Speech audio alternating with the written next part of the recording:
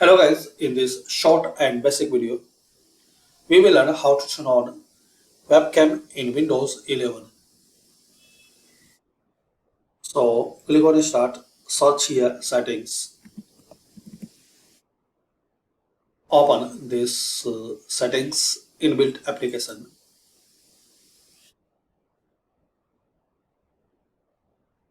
Now here guys, in this left side panel, click on privacy and security. Here underneath app permissions, click on camera. Turn on this setting camera access. Anyone using this device can choose if their apps have camera access when this is on. And also turn on this setting. Let apps access your camera. Choose which app can access your camera.